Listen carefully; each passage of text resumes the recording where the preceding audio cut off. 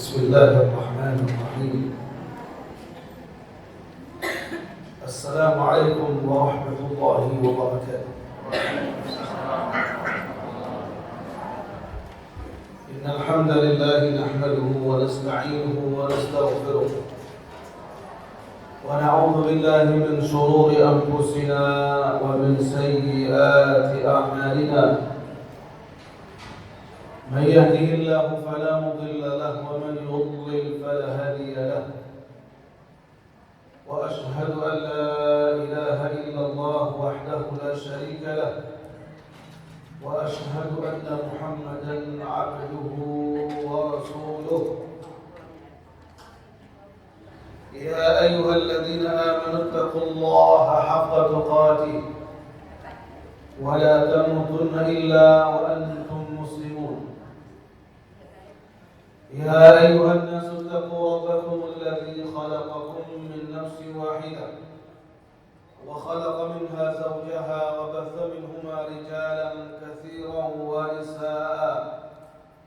واتقوا الله الذي تساءلون به والأرحام إن الله كان عليكم رقيبا. يا أيها الذين آمنوا اتقوا الله وقولوا قولا سديدا يصلح لكم أعمالكم ويغفر لكم ذنوبكم، ومن يطع الله ورسوله فقد فاز فوزا عظيما. أما بعد، فإن أصدق الحديث كتاب الله، وخير الهدي هدي محمد صلى الله عليه وآله وسلم، وشر الأمور محدثاتها، وكل محدثة بدعة، وكل بدعة ضلالة، وكل ضلالة في النار. Kaum muslimin dan muslimat, para ikhwan dan akhwat dan ummahat, alhamdulillah, puji syukur kepada Allah Subhanahu wa taala kita panjatkan terhadap semua karunia yang Allah berikan kepada kita, baik yang telah sedang akan datang, yang mustahil bagi manusia secerdas apapun untuk bisa menghitung nikmat-nikmat Allah tersebut. Mustahil untuk dihitung, namun ada kata pasti, yaitu kita wajib bersyukur kepada seluruh nikmat-nikmat Allah Subhanahu wa ta'ala. Dan kita berharap kepada Allah dengan kita hadir di majlis ta'lim di Masjid Baitur Rahim ini merupakan bukti syukur kita kepada Allah. Syukur kepada Allah dari waktu yang diberikan dari Allah, kesempatan ringannya langkah, kemudian semangat yang besar dalam rangka mengangkat kebodohan dari jiwa kita, mengangkat ketidaktahuan dalam diri kita, mempelajari ilmu yang jelas-jelas sumbernya Al-Quran dan Sunnah Nabi Muhammad sallallahu alaihi wasallam bi fahmi salafi hadhihi ummah. Para jamaah sekalian, insyaallah di kajian kita ini tentunya sifatnya sangat mendasar, karena yang dikaji ialah dasar-dasar akidah, ya, atau dasar-dasar dari pemahaman tentang rukun-rukun Islam. Kita kenal ada 5 arkanul Islam. Yang pertama ialah Bapak Ibu, ada 5 rukun Islam. Yang pertama, syahadah atau persaksian la ilaha illallah. Yang kedua, persaksian anna Muhammadan Rasulullah, yang disebut dengan 2 kalimat syahadat. Lalu yang kedua ialah tentang ibadah salat, seagung-agungnya amal setelah ia syahadatain. Bahkan ketika orang sedang salat atau ketika dia salat, dia akan mengucapkan 2 kalimat syahadat. Saya ulangi, seseorang yang di dalam sholat, sedang sholat, dia akan membaca syahadatu an la ilaha illallah wa anna Muhammadan Rasulullah. Di mana dia baca? Ketika tasyahud. Berarti apa? Dalam ibadah salat terhimpun dua rukun Islam. Yang pertama syahadatu an la ilaha illallah wa anna Muhammadan Rasulullah, serta menegakkan ibadah salat. Yang ketiga rukun Islam, membayar zakat. Yang keempat ialah saum Ramadan sebentar lagi, dan ini hari-hari yang ketiga atau kedua dari Rajab. Lalu kemudian yang keempat saum, kelima menegakkan, menunaikan ibadah haji ke Baitullahil Haram bagi yang mampu, dan mampunya ia harus dua kategori. Yang pertama mampu secara badaniah, fisik. Yang kedua mampu secara harta, membayar ONH. Ya, walaupun tidak ada rencana ONH kita naik 100%. Semoga hanya wacana atau rencana. Kalau kita bicara ini, ya nanti membuat kita marah. Bapak Ibu sekalian, jangan marah dulu, bersabar dahulu, itu belum final. Ya, kalau saya bocorkan nanti kaget. Tahun yang lalu, ya Komisi 8 DPR itu, ya membocorkan itu ke hadapan saya. Tatkala pernah mengisi manasik haji di kantor DPR Komisi 8. Subsidinya masih besar. Dan kita tadi jangan marah dulu, apalagi demonstrasi. Enggak boleh. Tentunya ada orang-orang yang wakil rakyat, ada orang-orang yang lebih peduli dari kita. Ya, dari kemampuan jamaah haji kita membayar 100%.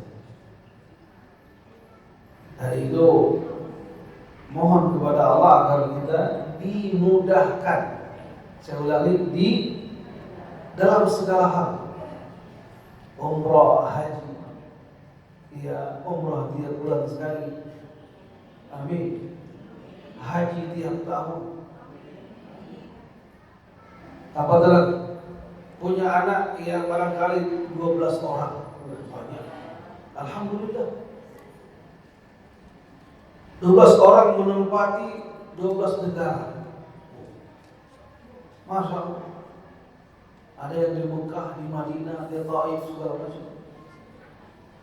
Dan itu berhusnuzan, berbaik sangka kepada Allah, serta keyakinan yang dalam. Dengan kita berdoa, berharap kebaikan hanya kepada Allah. Ya insya Allah ada kebaikan di balik. Baik, Bapak Ibu sekalian, dua kalimat syahadat serasa kita, atau kadang-kadang kita nomor duakan dalam mempelajarinya. Lagi-lagi saya ulang, dua kalimat syahadat yang dikumandangkan oleh muadzin sehari semalamnya berapa kali? Muadzin ketika membaca asyhadu an la ilaha illallah berapa kali? Muadzin 2 kali kali 5 10 kali. Ada iqamat atau iqamat bahasa kita 5 kali, berarti 15 kali menyuarakan kalimat asyhadu an la ilaha illallah dan asyhadu anna Muhammadan Rasulullah. Satu. Yang kedua ialah ketika tadi orang yang sholat, dia ketika tasyahud awal atau yang kedua, pasti melalui asyhadu an la ilaha illallah, asyhadu anna Muhammadan Rasulullah. Ditambah lagi dengan kalimat la ilaha illallah. Sering kita membaca kalimat, bahkan dibaca 100 kali ketika pagi.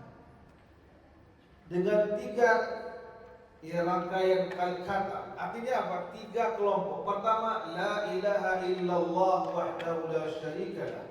Lahul mulku wa lahul hamdu wa huwa ala kulli syai'in qadir.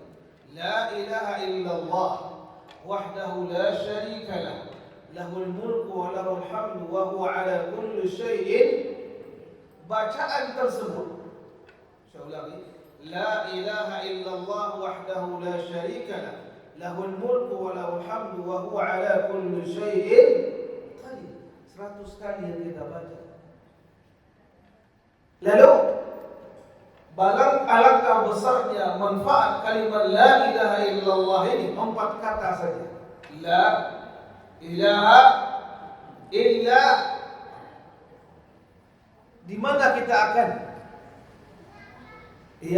terakhir kali melepaskan ungkapan, akan menghembuskan napas terakhir, lalu memandang dunia yang fana terakhir, akan meninggalkan dunia selama-lamanya, mustahil untuk bisa kembali ke alam fana ini. Ungkapan yang terbaik bahkan dianjurkan bagi orang yang ada di samping kita, menuntut, mentalqin, membimbing kalimat la ilaha, ibu-ibu, la ilaha. Berarti apa? 100 kali yang kita ulang setiap paginya. La ilaha illallah.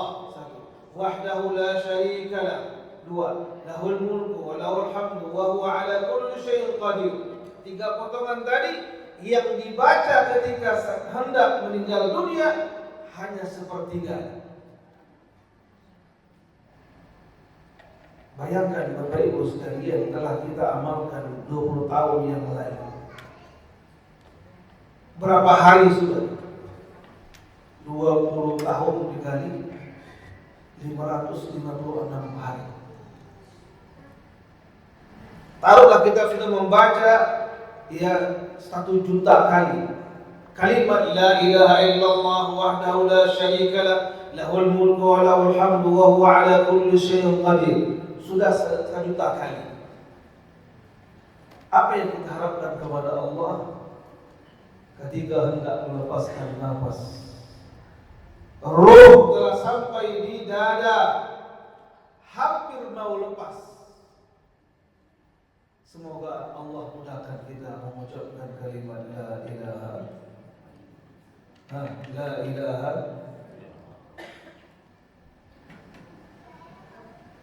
Apa dikira mudah?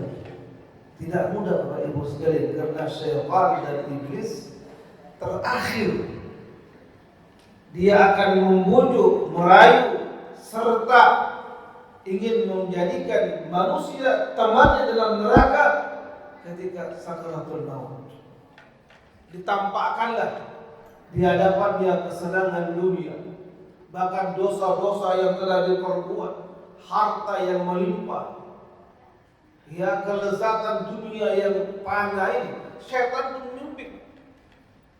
Nah, bagi orang-orang yang Allah berikan ketetapan, Allah berikan kemudahan, dan Allah berikan dia hidayah, lalu dia dibimbing di akhir kalimatnya la ilaha illallah, niscaya ada saja orang yang akan menempelkan atau mendekatkan mulutnya ke kuping kita sambil mengatakan ibu atau bapak, umi atau abi, baca kalimat la ilaha illallah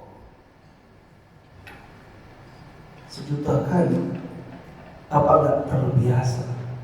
Apakah tidak tersave? Sudah nempel di otak kita la ilaha illallah. Ketika diucapkan, diam, jangan lagi ditambah lagi. Itu caranya. ketika ini orang mau meninggal dunia, dia ngomong, nanya, mana anak saya, mana si bungsu belum pulang, umpama. Nah, kita takin lagi. Sehingga akhir kalimat dia, la ilaha. Mari Bapak Ibu sekalian, kita akan mengalami ini. Cepat atau lambat, kita tidak tahu kapan dia jadwal kedatangan malaikat maut. Yang jelas, bersiap-siaplah. Ya, sebanyak mungkin bekal untuk menuju alam akhirat. Semoga Allah yang maha luas rahmatnya merahmati kita semua.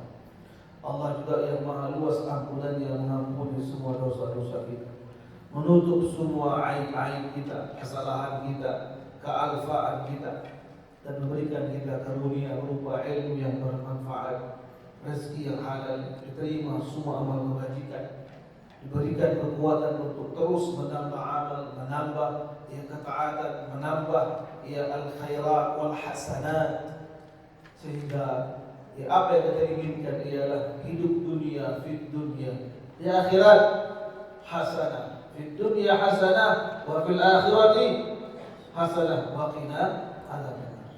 Bapak Ibu sekalian, ini mukaddimah. Begitu pentingnya kalimat ini. Ya, silakan lebih jauh membaca sejarah manusia teragung. Itulah para al-anbiya. Dari semua nabi-nabi yang ada, para rasul yang Allah utus, ada 5 ulul azmi. Nabi Allah Nuh, Ibrahim, Musa, Isa, dan terakhir Rasulullah Muhammad bin Abdullah sallallahu alaihi. Nabi kita berdakwah kalimat la ilaha illallah 10 tahun lamanya. 3 tahun diam-diam, 7 tahun terang-terangan. Kok bisa Ustaz? Iya, kewajiban salat, rukun Islam yang kedua itu datang setelah ia berlalu 10 tahun dakwah Rasulullah. Lalu apa yang Nabi dakwakan? Kalimat la ilaha illallah. Na'am. Sudah, mari lihat Al-Quran. Bagaimana reaksi kufar Quraisy pada khususnya yang hidup bersama-sama Rasul di kota Makkah. Tatkala Nabi kita menyampaikan la ilaha illallah, apa reaksi orang Quraisy Makkah? Dia pada khususnya Allah tuangkan dalam surah As-Saffat ayat yang ke, silakan kita buka dahulu Bapak Ibu sekalian, ayat yang ke-25. Mohon maaf, 35. Ya, list langsung ke halaman 447. 447 surah apa? As-Saffat. Ya, ayat yang ke berapa tadi? Ya, 35 dan seterusnya. Sudah ketemu semuanya? Saya bacakan ayatnya, lalu ikuti atau baca terjemahannya. Saya baca dengan slow atau santai. Innahum kanu idza qila lahum la ilaha illallah yastakbirun. Sesungguhnya mereka, siapa? Lihat ayat yang sebelumnya. Inna kadzalika naf'alu bil mujrimin. Sesungguhnya beginilah kami memperlakukan, kata Allah, terhadap orang-orang yang mujrim. Siapa orang-orang yang mujrim? Orang-orang yang selalu berbuat dosa, orang-orang yang berbuat maksiat. Bahkan ketika hidup Rasulullah menentang, mencaci maki, menghina, bahkan ada yang ingin membunuh Rasulullah sallallahu alaihi wasallam. Nah, ini orang-orang yang mujrimun, kata Allah. Innahum, sesungguhnya mereka dahulu apabila diserukan, diajak mengucapkan kalimat la ilaha illallah, mereka menyombongkan diri. Jemaah, ini Al-Quran, surah As-Saffat ayat 35 dan seterusnya. Allah katakan innahum kanu idza qila lahum la ilaha ilaha illallah yastakbirun, menyombongkan diri, bukan menerima, bukan bersyukur, bukan mengatakan ya jazakallahu khairan, datang dai ke kampung saya, ustaz ke tempat saya, ustaz ya guru ke masjid saya, malah diusir. Kajian batal. Reaksi orang Quraisy Mekah lebih parah dari apa yang kita alami pada hari ini. Ada satu sifat yang besar. Sifat ini ialah gelar yang diberikan oleh semua penduduk Mekah kepada sang Rasul. Dan Nabi belum menjadi Rasul. Dan gelar itu belum pernah diraih oleh kakeknya Abdul Muttalib dan belum disandang oleh pamannya Abu Talib. Kedua-duanya pun besar dari Bani Hashim. Apa gelar itu? Jemaah, Bapak Ibu sekalian, mari kita fokus ya. Apa gelar yang diberikan oleh penduduk Mekah kepada sang Rasul dan beliau saat itu belum menjadi Rasul? Al-Amin. Tahu arti Al-Amin? Orang yang sangat jujur, sangat terpercaya. Nah, ketika gelar itu beliau dapatkan dan beliau tidak memintanya, lalu apa hubungan dengan ayat-ayat yang Allah sampaikan dalam Al-Quran? Tatkala beliau menyuarakan kalimat La ilaha illallah wa anna Muhammadan Rasulullah, beliau sampai ya di musim haji, di musim tahunan, atau ada pasar besar, tempat keramaian, tempat perkumpulan manusia, beliau mendatangi sembari mengatakan ayyuhan nas, wahai semua manusia, qulu la ilaha illallah, ucapkan kalimat lalu tuflihu, kalian pasti sukses di dunia wal akhirah. Kan beliau sampaikan dimanapun dan tidak pernah beliau bosan dan tiada henti-henti mengucapkan. Yang uniknya lagi ialah belakang beliau ada yang membuntut. Lalu mengatakan sebaliknya, wahai manusia, jangan dengarkan orang ini, dia pendusta. Siapa orang itu? Paman kandungmu sendiri. Siapa?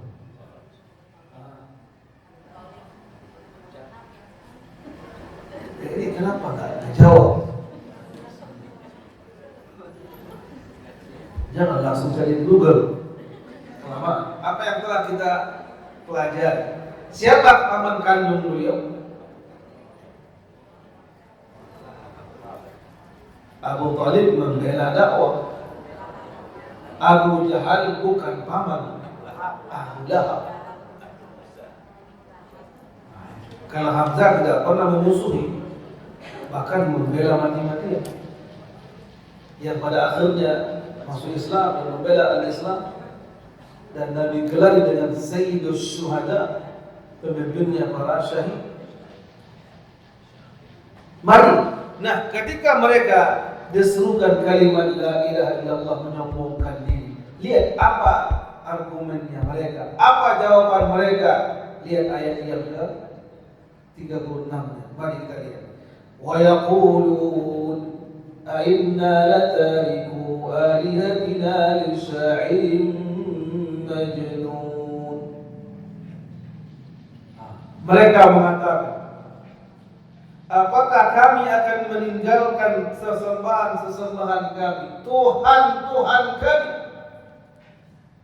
Ada 4 Tuhan yang besar, patung maksudnya, yang disembah oleh orang-orang Arab pada umumnya. Pertama ialah Hubal, lalu ada Allat, Manat, Uzza.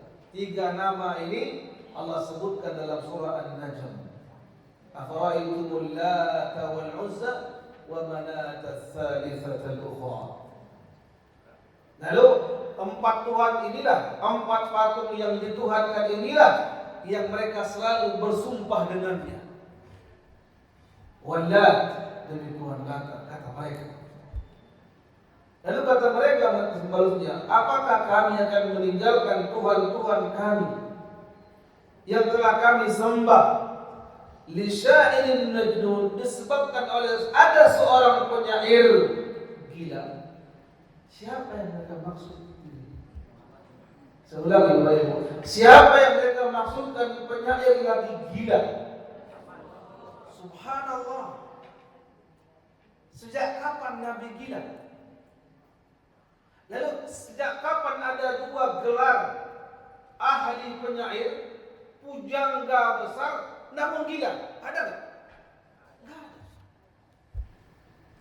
Kalau dikatakan si fulan, ahli pujangga, atau ya ahli pujangga ulung lah katakan, ahli dalam berpantun dan memiliki kata-kata indah, semuanya menjadi pujaan. Apalagi orang Arab disebut syair yang bisa mengubah kata-kata yang indah lalu dihafal oleh semua manusia dan dijadikan pedoman hidup. Tapi kalau ada kalimat syair majnun, bukan dia sanjungan tapi apa? Celaan. Dua gelar yang Nabi simpan dalam hatinya, beliau bersama. Kalau kita ke mall lalu ada yang melihat ente jenggotannya kayak kambing, apa reaksi kita? Udah, kalau nggak rumah sakit kuburan. Subhanallah.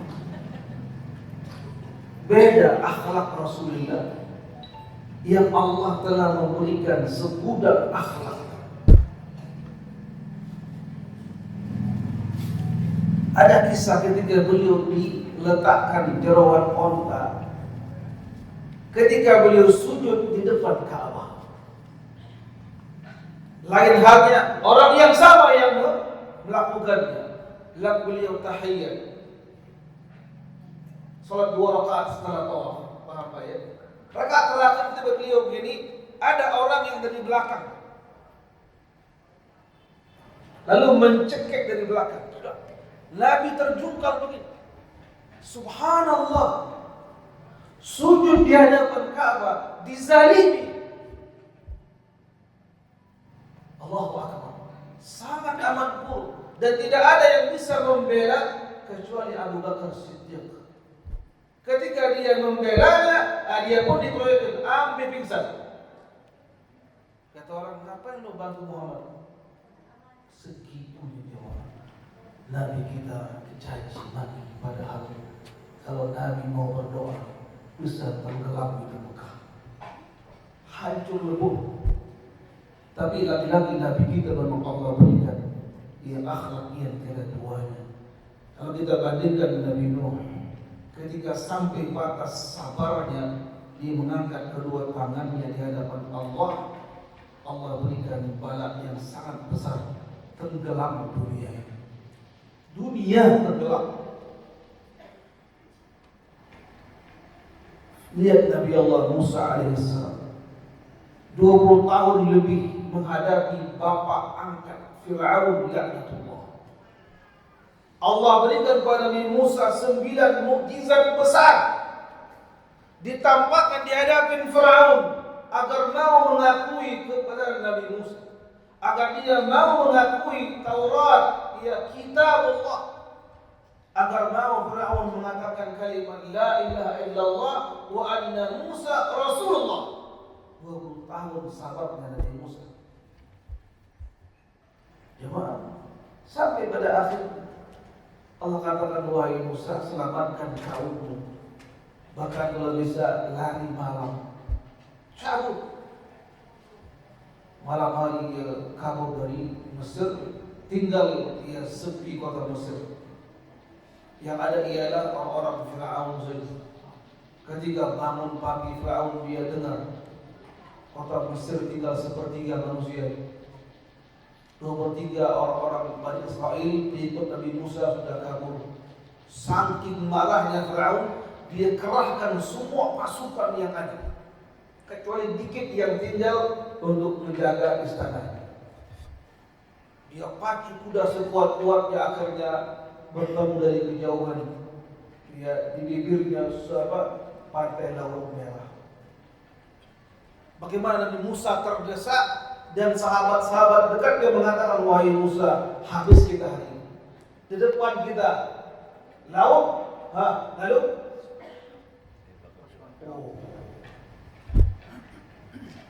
dengan tenangnya Nabi Musa mengatakan, kalla inna ma'i rabbi sayahdin. Tidak begitu wahai teman, bukan begitu wahai saudara. Sesungguhnya bersamaku Allah yang akan memberikan petunjuk. Datanglah malaikat Jibril mengatakan, wahai Musa, kata Allah, kata Jibril, lemparkan tongkatmu ke laut.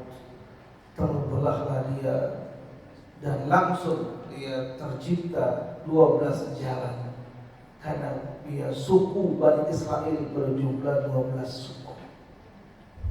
Ketika sampai di bawah tersebut, sudah hampir semua mau menyeberang. Lihat Firaun saking sombongnya, Pak, mengatakan kepada tentara, lihat terbelahnya laut dengan sebab kekuasaanku. Sudah kejar, dia kejar semuanya. Ketika mereka semuanya di dasar lautan tadi, Allah perintahkan kepada air yang keras membatu kembali ke zat semula, cair. Lalu begitu kerasnya menimpa semua tentara Firaun, mati kelelep. Matinya bukan tenggelam, tapi matinya karena ketiban air yang puluhan ton beratnya. Dan mereka tidak bisa untuk berenang naik ke atas karena semuanya memakai baju besi. Baju besi tidak mungkin bisa dilepaskan seorang diri. Ada yang memasangkan dan yang membukakannya. Matilah semua. Lihat kaum Nabi Musa, kaum Nabi Isa, ya tidak terpisahkan. Dan kaum Nabi kita Muhammad SAW 13 tahun di kota Mekah, tidak pernah Nabi mengangkat tangannya mengatakan, ya Allah, matikan Abu Lahab. Ya Allah, begitu besar permusuhan Abu Jahal kepada saya, wahai Allah, buat dia lumpuh setengah. Enggak. Kenapa? Saking sabarnya Nabi kita Muhammad sallallahu alaihi. Mari Bapak Ibu sekalian, kita baca sedikit dari untayan-untayan yang dipaparkan oleh Al-Imam Ibnu Qayyim rahimahullah dalam kitab beliau Zadul Ma'ad, yang beliau tulis tentang keutamaan kalimat La ilaha illallah Muhammadun Rasulullah. Beliau mengatakan kalimat La ilaha illallah ini merupakan kalimat yang paling agung, kalimat yang memiliki banyak keutamaan. Kata beliau, ya, kalimat ini menjadi tegaknya langit dan bumi. Kalimat ini Allah utus semua para al-anbiya wa rusul. Dengan kalimat ini Allah turunkan semua Alkitab. Kenapa? Al-anbiya yang akan membacakan kitab, Ar-Rasul menyampaikan kepada kaum mereka. Setiap kaum, setiap nabi dan rasul, mereka menyampaikan kepada kaumnya kalimat La ilaha illallah. Dari itu jemaah Bapak Ibu sekalian, apa rahasia dari kalimat ini? Barangkali kita akan kaji di pertemuan yang akan datang. Karena apa? Alangkah besarnya. Satu hal yang perlu kita perhatikan dia. Contoh, kita ketika mempelajari tentang sholat, yang merupakan rukun Islam yang kedua, ketika mendengar kalimat sholat, apa yang pertama persiapan yang harus ada?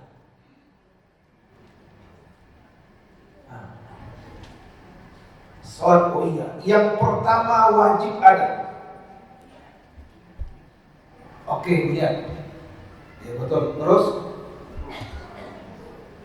kalimat wudu, kalimat bersuci, dia mengangkat hadas dari hadas besar, hadas kecil, semuanya dirangkum dalam satu kalimat namanya at-taharah.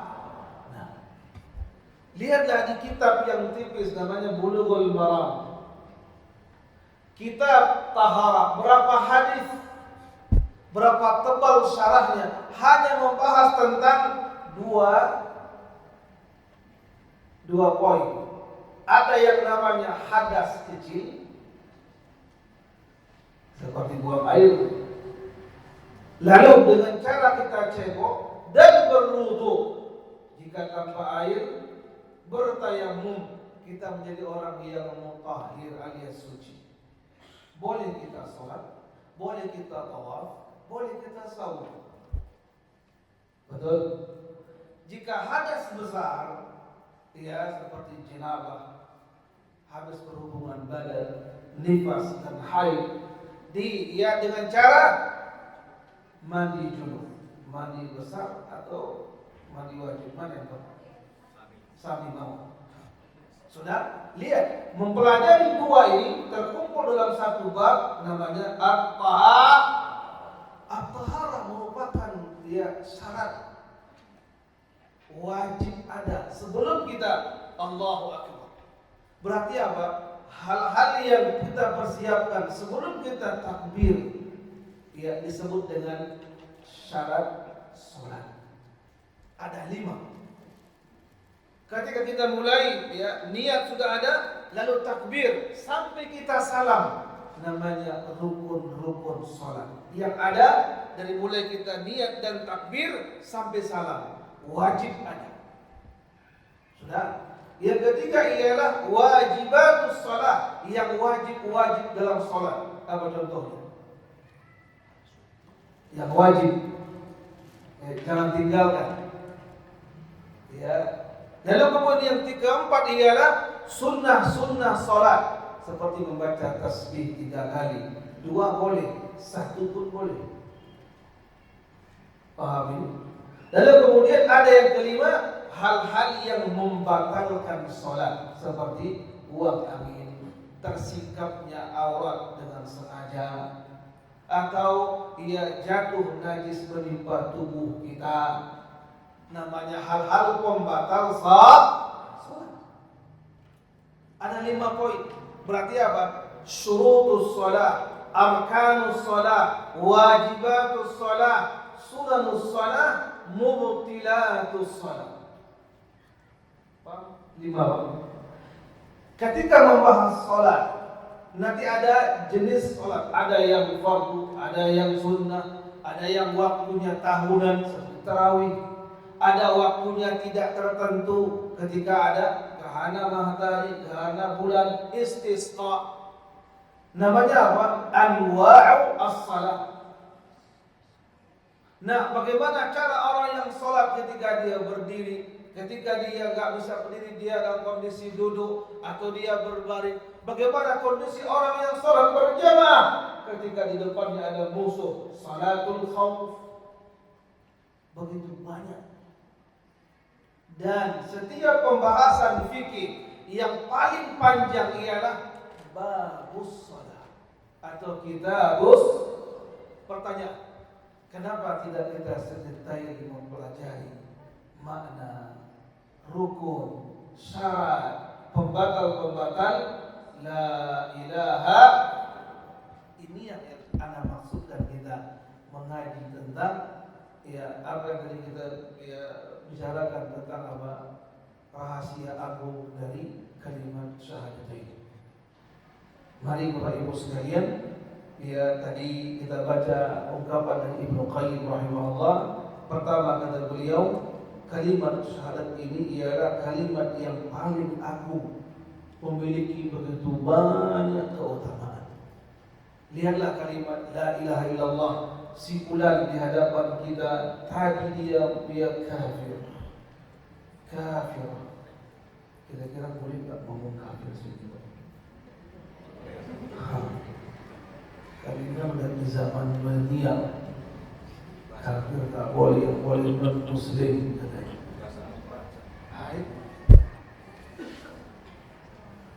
Ya, saya kira masih boleh lah.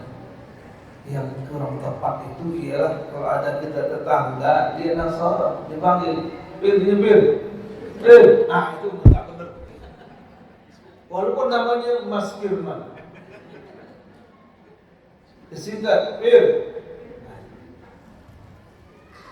karena itu kafir bukan nama, tapi sifat seseorang, atau dia berbuat perbuatan kufur. Dari itu nggak cocok nama orang panggil Bir. Paham? Ya, statusnya kafir, musyrik. Kalau kita nggak boleh ngomong dia kafir, ya bersabar, ganti non muslim, sama aja. Cuma kata orang agak lembut dikit. Kenapa? Ada non. Sudah khawatir nanti nonnya hilang, muslim. Semuanya muslim. Lebih-lebih telah dikembangkan dan didakwakan oleh orang-orang sebagian yang mengklaim bahkan meyakini semua agama musibah besar. Nah, ini di zaman kita Bapak Ibu sekalian, hendaklah kita belajar akidah ini. Bilal bin Rabah, ini kisah yang gak pernah saya lupakan dalam setiap ceramah, karena contoh yang terbaik. Statusnya hamba sahaya, Allah ciptakan berwarna kulit hitam dari Ethiopia. Datang di kota Mekah seorang diri, statusnya hamba sahaya, dibelilah oleh seorang kaya raya saudagar namanya Umayyah bin Khalaf. Lama Umayyah bin Khalaf memperbudak Bilal, lama, dan terkenal hamba yang baik, taat dan kuat. Senang ketika munculnya dakwah dari kita Muhammad sallallahu alaihi wasallam. Apalagi dakwah beliau setelah berlalu 3 tahun diam-diam. Lalu tahun keempatnya dengan jahriyah. Tahu mana jahriyah? Terang-terangan. Ketika orang mendengar seruan la ilaha illallah, semua orang Arab Mekah paham maknanya. Abu Jahal paham maknanya, Abu Lahab paham maknanya. Mereka orang Arab. La ilaha, tidak ada sesembahan, tidak ada Tuhan, tidak ada yang kita rukuk sujud di hadapannya kecuali Allah. Iyyaka na'budu wa iyyaka nasta'in. La ilaha illallah wahdahu, hanya kepada Allah. La syarikalah, tidak ada kongsi bagi Allah. Lahul mulku wa lahul hamdu yuhyi wa yumiitu wa huwa ala kulli syai'in qadir. Doa masuk pasar itu ya, yang ada yuhyi wa yumiit. Atau juga kita baca takbir, membaca antara Safa dan Marwah di 2 tempat itu. Di 2 tempat sa'i itu, Safa dan Marwah, baca takbir. Allahu akbar, Allahu akbar, Allahu akbar. La ilaha illallah wahdahu la syarika lah, lahul mulku wa lahul hamdu yuhyi wa yumiitu wa huwa ala kulli syai'in qadir. La ilaha illallah wahdahu anjaza wa'dah wa nasara 'abdah wa hazama al-ahzaba wahdah. Terus doa panjang-panjang di Safa dan yang pernah haji umrah, alhamdulillah terasa rindu. Ya Allah, ingin lagi. Yang telah naik haji ingin naik haji walaupun ongkosnya naik 100%. Jangan marah dulu. Semoga masih digodok di DPR, khususnya di Komisi 8. Terus digodok. Masih ada orang yang sayang dengan kita. Masih ada orang yang peduli dengan ratusan ribu jamaah kita yang sudah menunggu 15 tahun. Mau nambah lagi, mau jual apa? Kalau yang ada dijual, alhamdulillah. Sekarang apa yang mau dijual? Bapak Ibu sekalian, lain halnya kita mau haji, ya ada uang langsung berangkat, namanya furoda. Harganya lebih kurang 380 juta. Satu keluarga bisa berangkat kalau yang reguler. Silakan, siapa yang Allah mudahkan berangkat segera. Jangan tunggu nanti naik haji ketika ONH-nya 100 juta.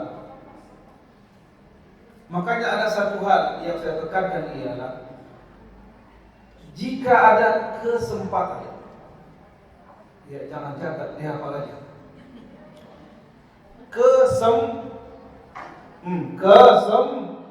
Kesempatan. Yang kedua ada kemampuan. Dua itu. Banyak orang yang mampu tapi tidak ada waktu untuk datang ke Baitur Rahim. Banyak orang yang mampu belum tergerak untuk bisa melihat Ka'bah langsung. Mampu. Atau sebaliknya, kesempatan banyak tapi yang namanya harta semakin berkurang. Dan itu marilah kemampuan kita ada, kesempatan ada. Jika ada dua-dua ini, apapun niat baik kita, apapun amal saleh kita, apapun yang ingin kita kerjakan yang sifatnya baik, segerakan. Saya ulangi apa? Jangan tunda. Contoh, niat pulang nanti mau beli oleh-oleh untuk mertua, atau ingin ngajak makan siang di rumah makan terhebat di galaksi. Langsung ambil mertua kita, bawa. Jangan tambah. Bagus nanti pada asal. Siapa yang menjamin asal kita masih sehat? Apalagi ini bersangkutan dengan ibadah haji, rukun Islam yang kelima, dan kita mampu. Siapa yang tak mampu jamaah? Rumah 2 tingkat, lalu mobilnya 4, ATM 3, isinya nggak tahu. Villa di Bogor banyak punya orang. Secara materinya kalau dia hitung hartanya cukup. Kan nggak mungkin ketika dia pulang jadi pengemis, enggak wajib kalau pulang haji pengemis, bukan, enggak baik. Mana istiqamah kata para ulama, mampu dia berangkat, yang ditinggalkan ada biaya hidup. Walaupun ngutang dulu di warung. Sia-sia nanti harta banyak, enggak sempat kita naik haji. Paling hebat waris kita mengatakan dibadalin. Alhamdulillah, datang ke sertifikat kemampuan kita di usia muda kita. Dari itu mari doain semoga Allah mudahkan kita, Allah mudahkan kita semuanya. Amin. Bisa kita berumrah dan berhaji tahun ini, ya yang telah menunggu 15 tahun yang lalu usia hampir 70. Jangan tunggu. Seandainya pahit-pahitnya dari yang 70 hampir fisiknya, endingnya sampai 60-an. Bapak Ibu sekalian, dibayar. Bentuk sabar kita terhadap kebijakan pemerintah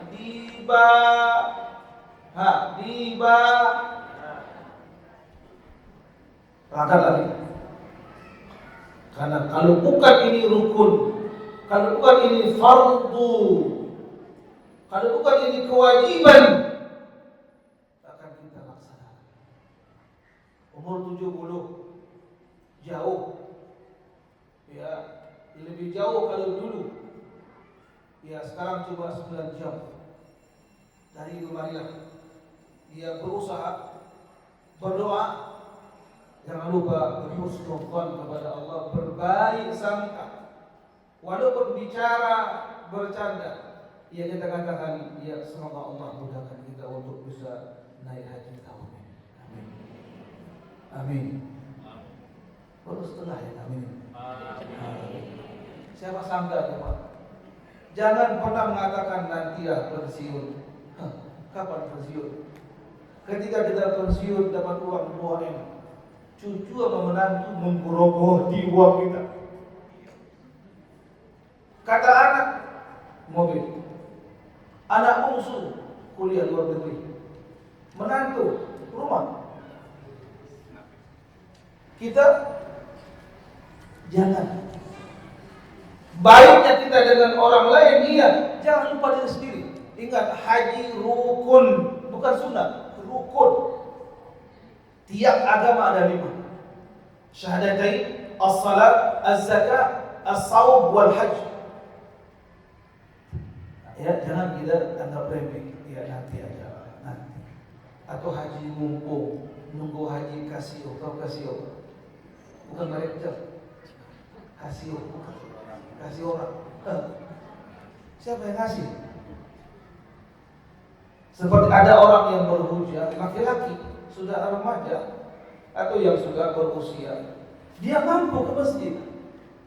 Dia ajak, kenapa nggak ke masjid, Pak? Dengan 2 alasan.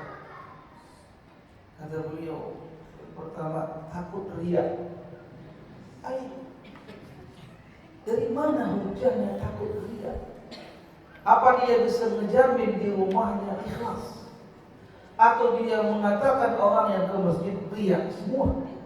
Berarti apa? Bukan dalil, tapi dalih. Paham? Paham ibu ya? Nah ini kalau ada suami kita, bukan dalil, dalih. Yang kedua lebih parah lagi, Pak, kenapa nggak ke masjid? Apa katanya? Belum ada panggilan. Subhanallah. Omongnya happy dengan miskot.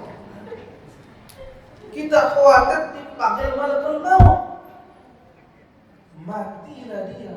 Yang dia datang ke masjid bukan sholat, tapi apa? Statusnya udah beda. Baik.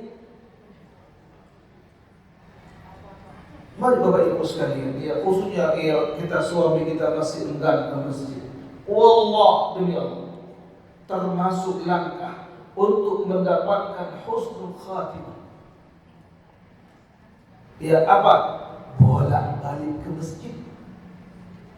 Ngapain? Mondar-mandir ke udahlah, hal yang lalu, waktu yang lalu, masa muda kita, masa kita dewasa, kemana kita langkahkan kedua kaki.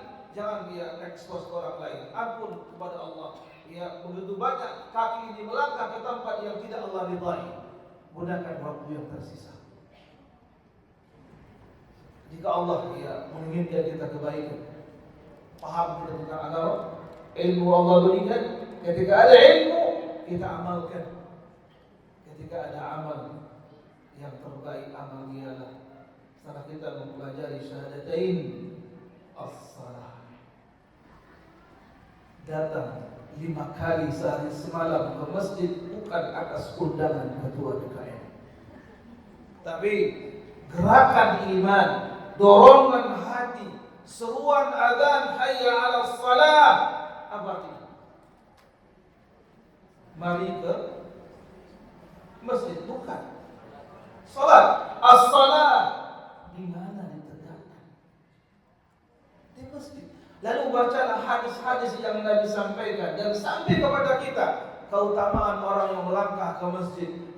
Kaki kanannya Allah angkatkan derajat, kaki kirinya Allah ampunkan dosa. Lihatlah bacaan doa ke masjid. Allahumma ja'al qalbi nura, wa fi sam'i nura, wa fi basari nura, wa an amami nura, wa an yamini nura, wa an shimali nura, wa an taut. Semua minta cahaya sampai 13 cahaya terakhir waj'alni nura. Ya Allah, jadikan aku orang yang bercahaya. 5 kali sehari semalam. Wudu saja jika benar bisa menggugurkan dosa. Bertemu sama teman-teman, mengucapkan salam, masuk ke masjid ada doanya, lalu kemudian kita salat 2 rakaat, bertemu dengan teman-teman, salaman kita, setiap kita salam bergugur dosa-dosa. Mari lihat, jangan sepelekan. Nah, sehingga dasar kita mempelajari la ilaha illallah dengan kalimat la ilaha illallah akan terdorong kita untuk mengamalkan rukun Islam yang kedua. Jangan pernah kita banyak salah dalam memahami cuma mengaji la ilaha illallah Muhammad Rasulullah lalu enggak sholat. Salah. Kenapa? Ketika kalimat la ilaha illallah Muhammad Rasulullah sallallahu alaihi wasallam dipelajari, rukun Islam yang pertama mendorong kita untuk mengerjakan rukun Islam yang kedua, as-salat. Lebih-lebih ketika kita ketahui di dalam ibadah salat ada syahadatain.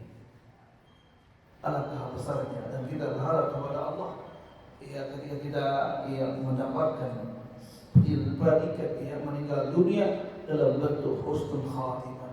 Siapa tahu di hari Jumat kita pulang dari tangga jatuh terpeleset, tiba-tiba diangkat oleh teman-teman, ada yang membisikkan kalimat la ilaha illallah, wafat habis sholat kemudian hari Jumat dalam kondisi berwudu. Bandingkan kalau ada orang yang wafat di mana? Saya masih janda, digerebek atau lagi nyambung ayam atau ketabrak karena minum air yang keras. Minum keras miras. Bawa bini orang ketabrak, dia enggak mati, cuma kepala lepas.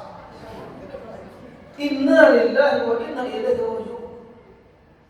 Siapa yang tidak ingin Bapak Ibu wafat dalam bentuk husnul, tapi ada proses. Dengan bacaan dari la ilaha illallah wahdahu la syarika lah, lahul mulku wa lahul hamdu wa huwa ala kulli syai'in qadir, seharinya 100 kali. Kapan dan dimanapun tempat, jika Allah menghendaki datang malaikat maut, kalimat tadi terbiasa la ilaha illallah, la ilaha illallah, wafat. Semoga Allah berikan kita kemudahan. Baik, ini yang pertama. Yang kedua kata beliau ialah kalimat ini merupakan kalimat jika diucapkan dengan kesungguhan tanpa ada keraguan.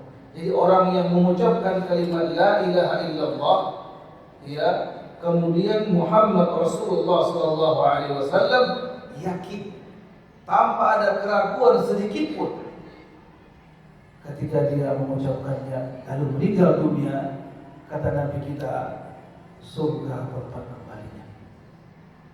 Lihatlah sabda beliau dari sahabat Abu Hurairah radhiyallahu anhu yang beliau bersabda, asyhadu an la ilaha illallah wa anni rasulullah ya la yalqa Allah bihima 'abdun ghaira syakkin fihima illa dakhala al-jannah.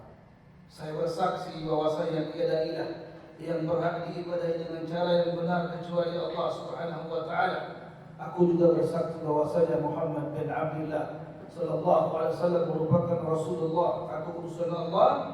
Kata beliau selanjutnya ialah tidaklah seseorang hamba berjumpa dengan Allah nanti di yaumul qiyamah tidak ragu-ragu terhadap dua kalimat syahadat, maka Allah akan masukkan dia ke surga.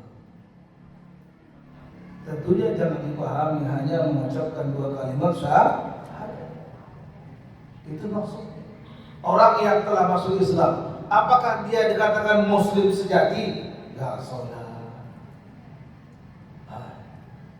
Itu pasti dia terdorong untuk mengerjakan rukun Islam yang kedua, ketiga, keempat dan seterusnya. Ini yang kedua. Yang ketiga ditambah dengan keikhlasan. Artinya apa?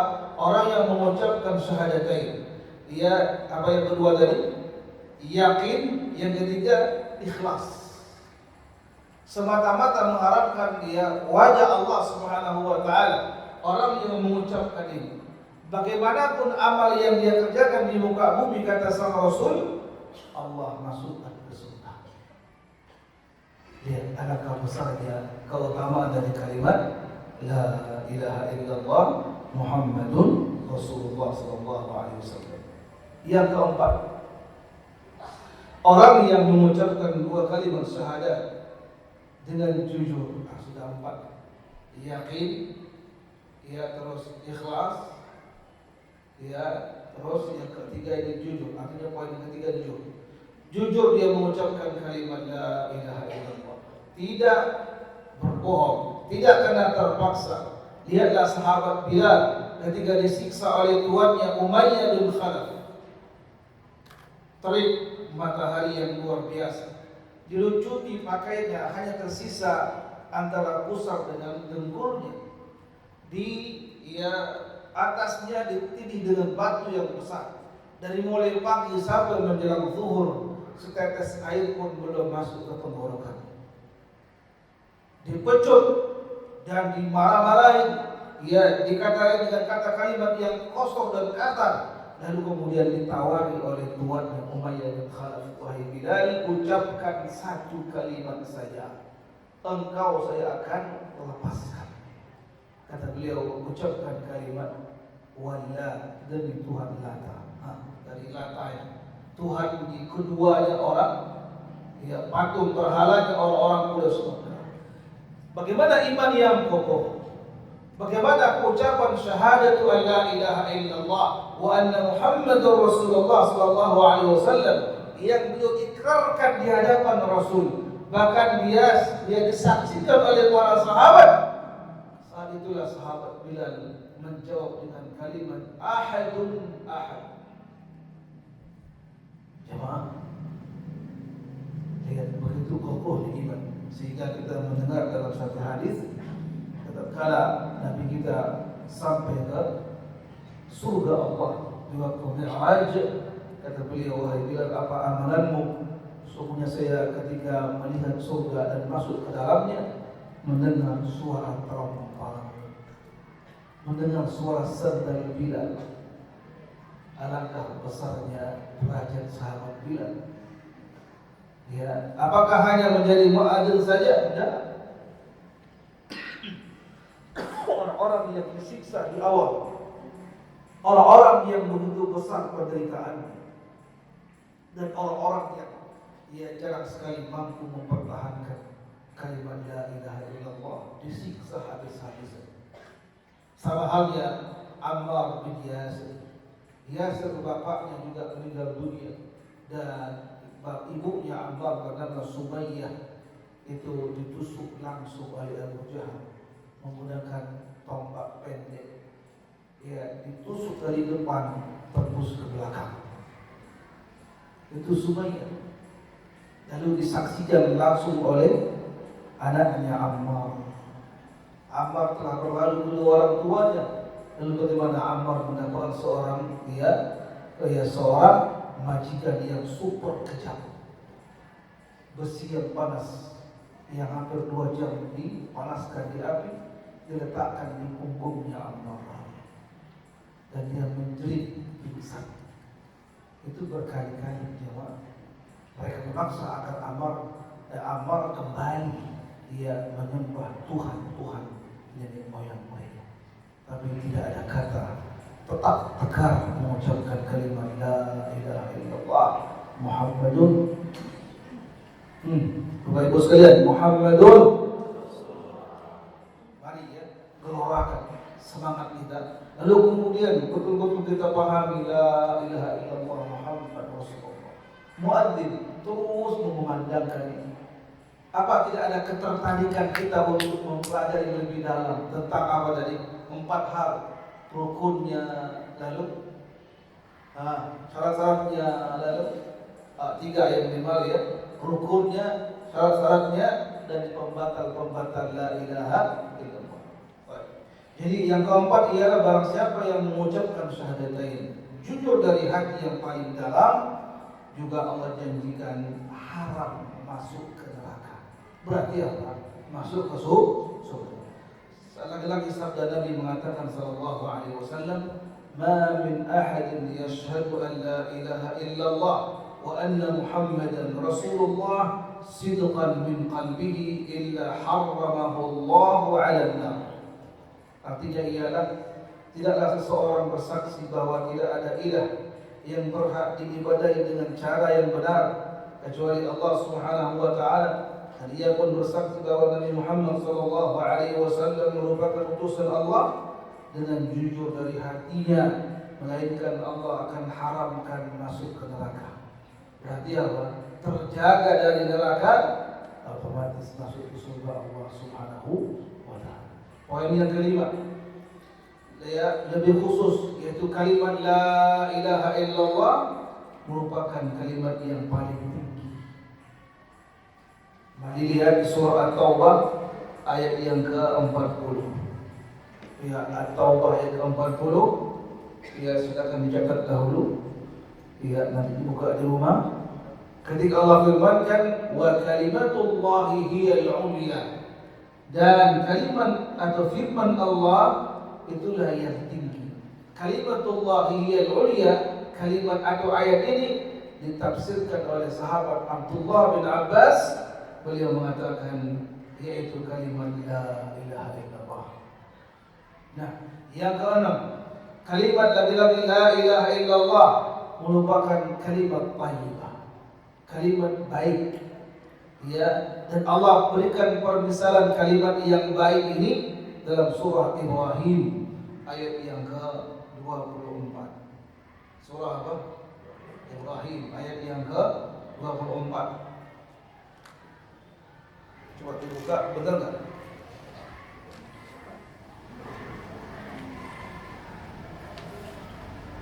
Ibrahim ayat 24, kalau tepat ya alhamdulillah, jika tidak saya mohon ampun kepada Allah.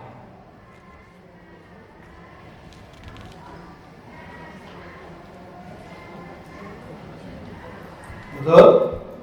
Langsung ke halaman Ibu Bapak sekalian, halaman 258.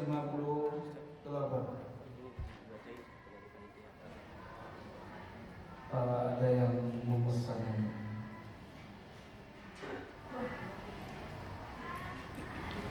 kajian kita ini sebentar lagi selesai, diberikan waktu sampai jam 10.30 disebabkan ada penyuluhan kesehatan dan pemeriksaan darah gratis. Apabila waktu jadi waktu tersisa 10 menit lagi, dan soal-soal yang ada ini mau diapain?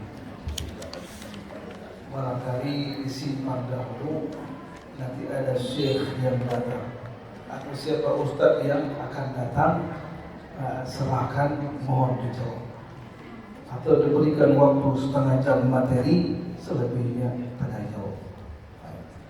Karena kita tinggal 2 poin lagi tentang keutamaan la ilaha illallah Muhammadun Rasulullah sallallahu alaihi wasallam. Apa tadi yang keenam? Ia merupakan kalimat thayyibah tertuang dalam surah Ibrahim ayat. Saya ulangi, Ibrahim ayat.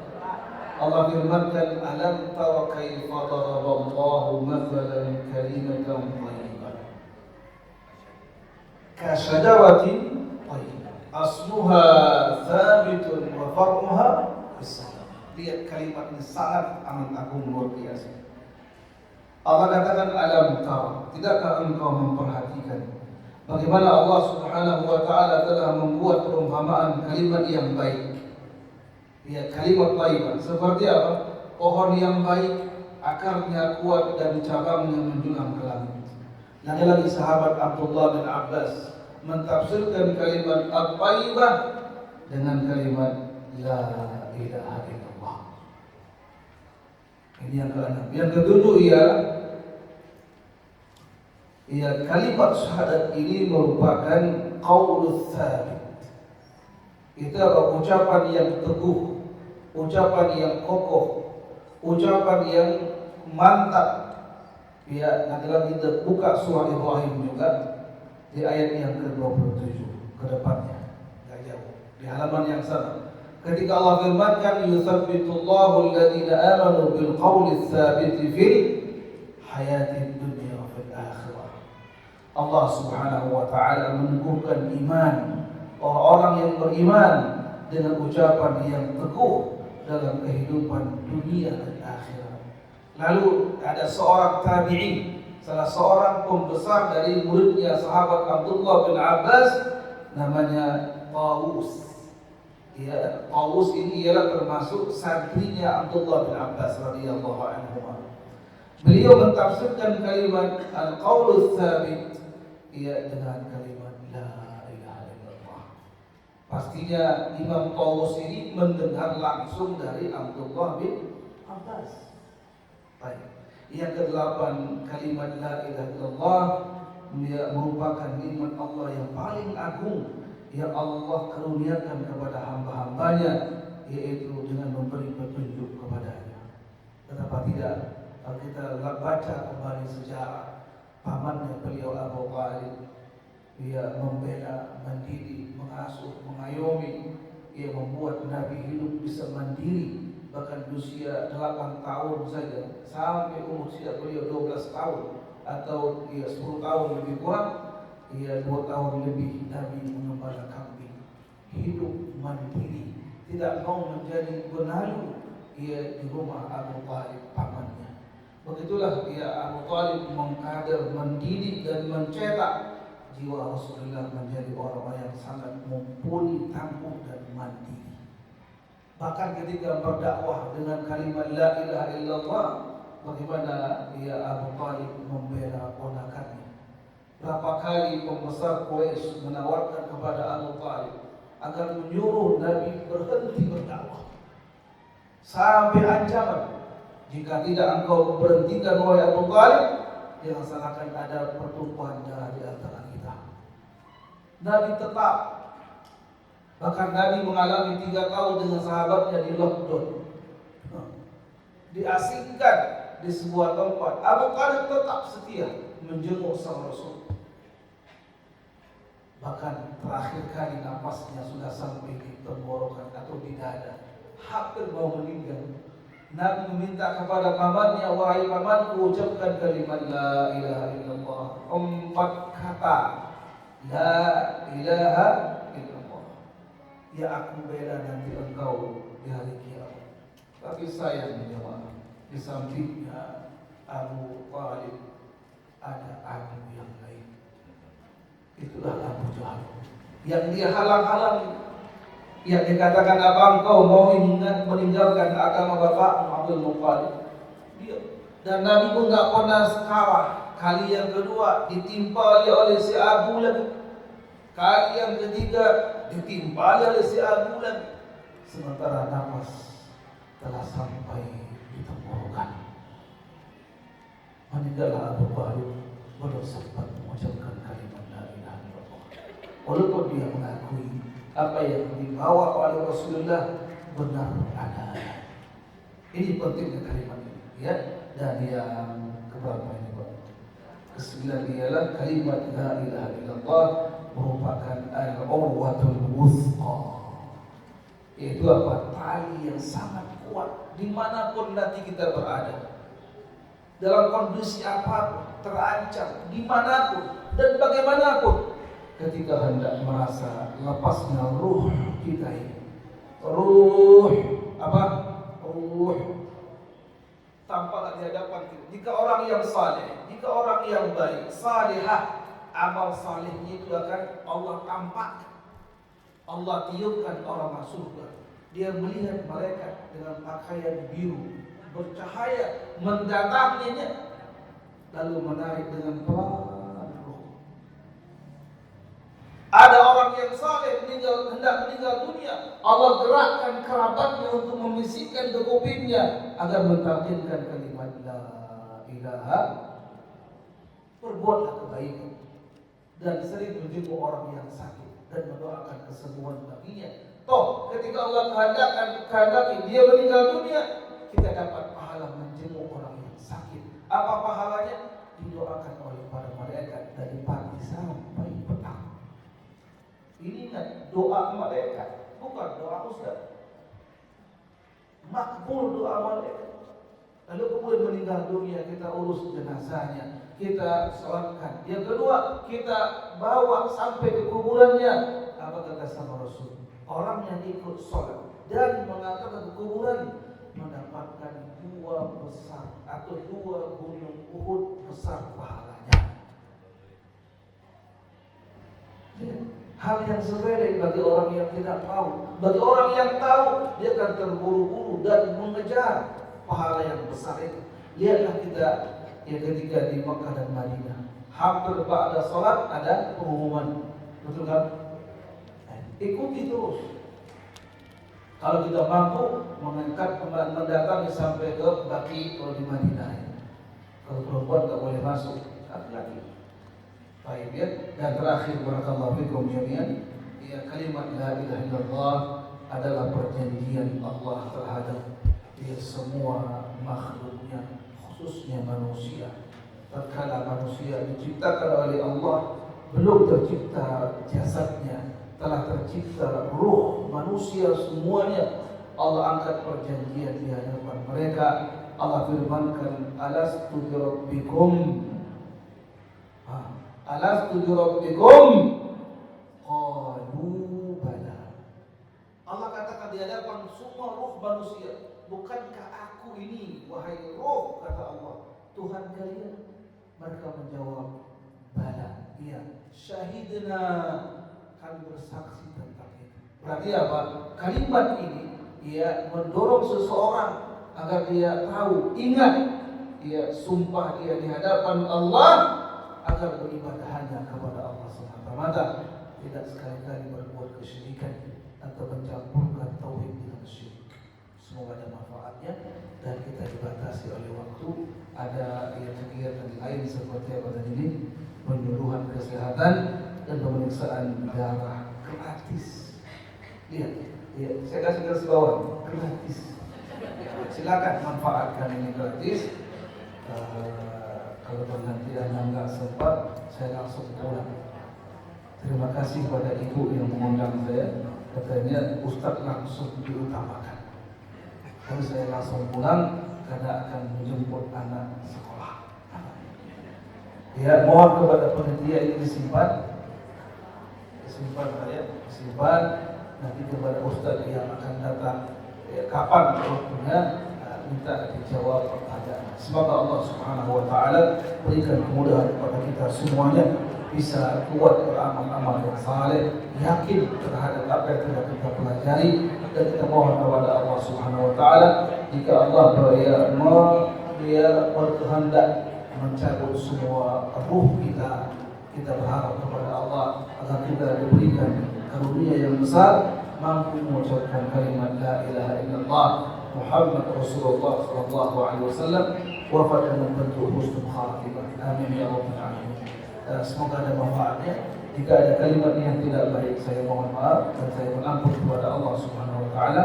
Jika ada kalimat yang baik, dia ambil, amalkan dan pujilah Allah semata-mata. Jazakumullahu khairan wa barakallahu fikum jami'an. Mohon maaf belum bisa menjawab sebagian soal-soal yang ada dan waktu juga terbatas. Semoga ada pertemuan yang lain. Kita akan sambung pembahasan yang sangat penting, itu ialah rukun, syarat dan pembatal la ilaha illallah Muhammad Rasulullah sallallahu alaihi wasallam. Subhanakallahumma wa bihamdika asyhadu an la ilaha illa anta astaghfiruka wa atubu ilaik. Wassalamu alaikum